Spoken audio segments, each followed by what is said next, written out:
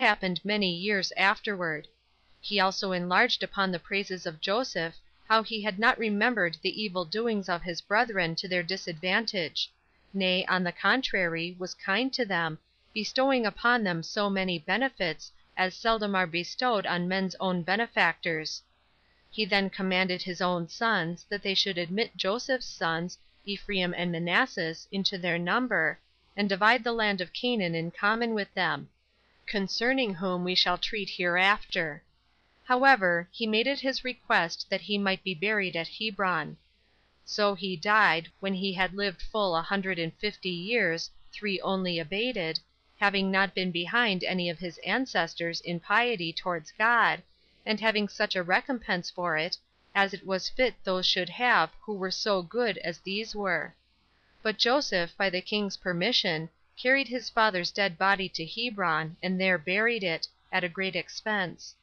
Now his brethren were at first unwilling to turn back with him, because they were afraid lest, now their father was dead, he should punish them for their secret practices against him, since he was now gone, for whose sake he had been so gracious to them. But he persuaded them to fear no harm, and to entertain no suspicions of him. So he brought them along with him, and gave them great possessions, and never left off his particular concern for them. Joseph also died when he had lived 110 years; having been a man of admirable virtue, and conducting all his affairs by the rules of reason, and used his authority with moderation, which was the cause of his so great felicity among the Egyptians, even when he came from another country, and that in such ill circumstances also as we have already described. At length his brethren died, after they had lived happily in Egypt. Now the posterity and sons of these men, after some time, carried their bodies, and buried them at Hebron; but as to the bones of Joseph, they carried them into the land of Canaan afterward, when the Hebrews went out of Egypt, for so had Joseph made them promise him upon oath. But what became of every one of these men, and by what toils they got the possession of the land of Canaan, shall be shown hereafter, when I have first explained upon what account it was that they left Egypt. CHAPTER 9. Concerning the afflictions that befell the Hebrews in Egypt during 400 years. Now it happened that the Egyptians grew delicate and lazy, as to painstaking, and gave themselves up to other pleasures, and in particular to the love of gain. They also became very ill affected towards the Hebrews, as touched with envy at their prosperity; for when they saw how the nation of the Israelites flourished, and were become eminent already in plenty of wealth, which they had acquired by their virtue and natural love of labor, they thought their increase was to their own detriment;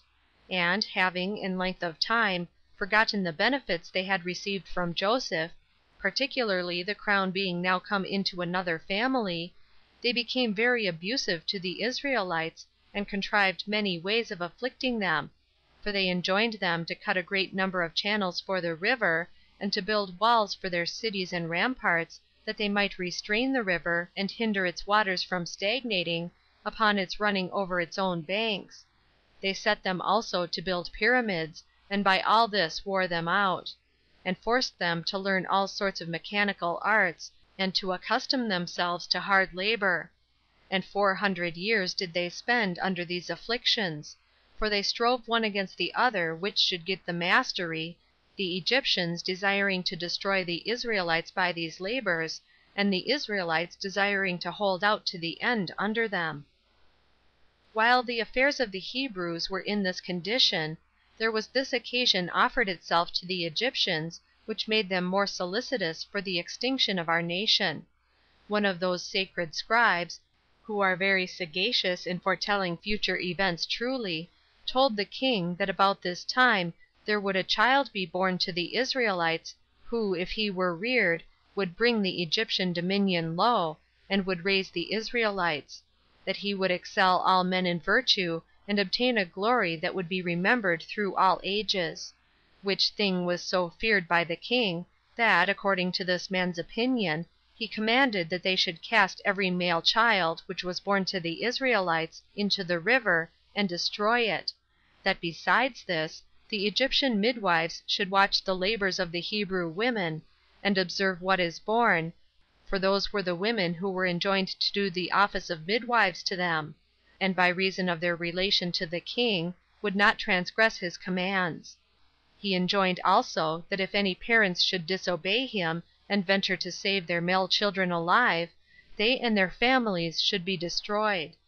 This was a severe affliction indeed to those that suffered it, not only as they were deprived of their sons, and while they were the parents themselves, they were obliged to be subservient to the destruction of their own children, but as it was to be supposed to tend to the extirpation of their nation, while upon the destruction of their children, and their own gradual dissolution, the calamity would become very hard and inconsolable to them. And this was the ill state they were in. But no one can be too hard for the purpose of God, though he contrive 10,000 subtle devices for that end. For this child, whom the sacred scribe foretold, was brought up and concealed from the observers appointed by the king; and he that foretold him did not mistake in the consequences of his preservation, which were brought to pass after the manner following. A man whose name was Amram, one of the nobler sort of the Hebrews, was afraid for his whole nation, lest it should fail, by the want of young men to be brought up hereafter, and was very uneasy at it, his wife being then with child, and he knew not what to do. Hereupon he betook himself to prayer to God, and entreated him to have compassion on those men who had nowise transgressed the laws of his worship, and to afford them deliverance from the miseries they at that time endured, and to render abortive their enemies' hopes of the destruction of their nation. Accordingly God had mercy on him, and was moved by his supplication. He stood by him in his sleep, and exhorted him not to despair of his future favors. He said further, that he did not forget their piety towards him, and would always reward them for it, as he had formerly granted his favor to their forefathers, and made them increase from a few to so great a multitude. He put him in mind, that when Abraham was come alone out of Mesopotamia into Canaan, he had been made happy, not only in other respects, but that when his wife was at first barren, she was afterwards by him enabled to conceive seed, and bear him sons; that he left to Ismael and to his posterity the country of Arabia, as also to his sons by Keturah Troglodytis, and to Isaac Canaan; that by my assistance, said he did great exploits in war, which, unless you be yourselves impious, you must still remember. As for Jacob, he became well known to strangers also by the greatness of that prosperity in which he lived, and left to his sons, who came into Egypt with no more than 70 souls, while you are now become above 600,000. Know therefore that I shall provide for you all in common what is for your good, and particularly for thyself what shall make thee famous; for that child, out of dread of whose nativity the Egyptians have doomed the Israelite children to destruction, shall be this child of thine, and shall be concealed from those who watch to destroy him, and when he is brought up in a surprising way, he shall deliver the Hebrew nation from the distress they are under from the Egyptians. His memory shall be famous while the world lasts, and this not only among the Hebrews, but foreigners also. All which shall be the effect of my favor to thee, and to thy posterity. He shall also have such a brother, that he shall himself obtain my priesthood, and his posterity shall have it after him to the end of the world. When the vision had informed him of these things, Amram awaked and told it to Jochebed, who was his wife. And now the fear increased upon them on account of the prediction in Amram's dream; for they were under concern, not only for the child, but on account of the great happiness that was to come to him also. However, the mother's labor was such as afforded a confirmation to what was foretold by God; for it was not known to those that watched her by the easiness of her pains, and because the throes of her delivery did not fall upon her with violence.